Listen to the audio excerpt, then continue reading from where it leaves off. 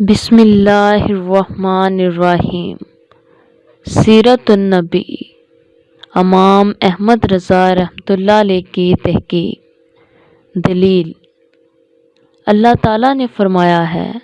بے شک مسلمان غلام بہتر ہے مشرک سے۔ حضرت ابو ہریرہ رضی اللہ تعالیٰ عنہ کی روایت کے مطابق رسول اللہ صلی اللہ علیہ وسلم فرماتے ہیں، میں بنی نوح انسان میں قرناً بعد قرن بہترین زمانوں میں مبعوث ہوتا رہا، یہاں تک کہ اس زمانے میں میری بعثت ہوئی۔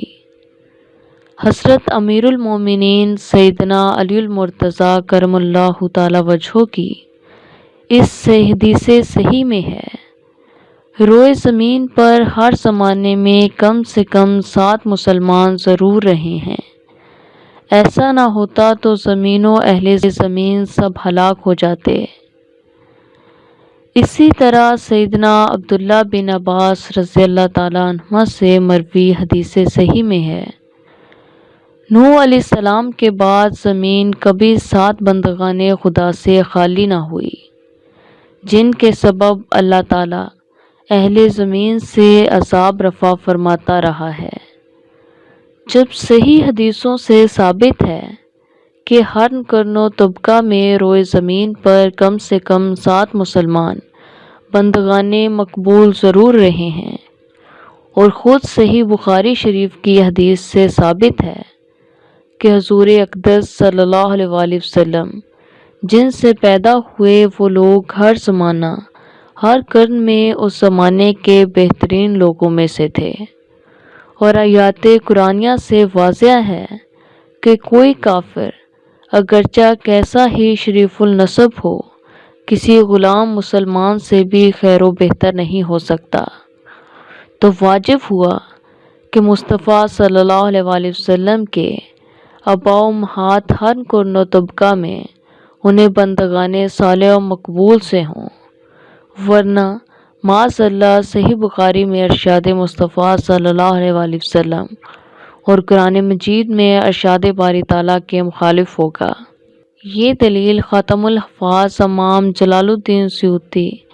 قدس نے بیان فرمائی، کافر کے ساتھ شرعاً تخفیف نہیں ہوگی، اگرچہ اسے خیر قرن میں مطلق رکھا گیا ہے، اور یہاں صالح مسلمان ہیں، اور بہتر ہونا نسب کے اعتبار سے ہی سمجھا جاتا ہے، بس اسے جان لے۔ دلیل نمبر 2، ارشاد باری تعالیٰ ہے، کافر تو ناپاک ہی ہیں۔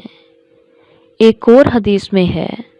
حضور سید المرسلین صلی اللہ علیہ وسلم فرماتے ہیں، ہمیشہ اللہ تعالیٰ مجھے منتخب مہذب پاکیزہ پشتوں میں نقل فرماتا رہا۔ صاف ستھرا راستہ ہر دور میں جب 2 شاخیں پیدا ہوئیں،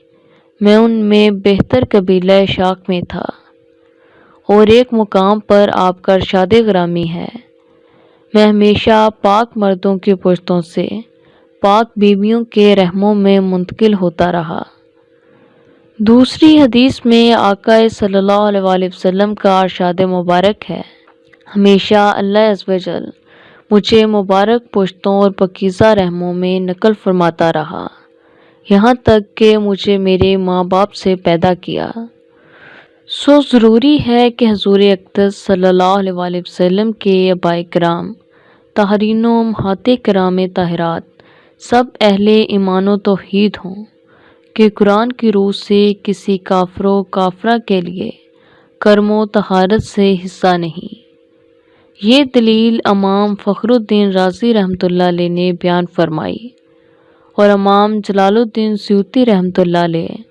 اور علامہ محقق سنوسی رحمۃ اللہ علیہ اور علامہ طلمسانی شرح شفاء امام ابن حجر مکی رحمۃ اللہ علیہ اور علامہ محمد زرقانی رحمۃ اللہ علیہ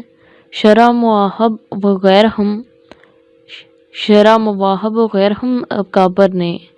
اس کی تائید و تصویب کی ہے۔ شکریہ۔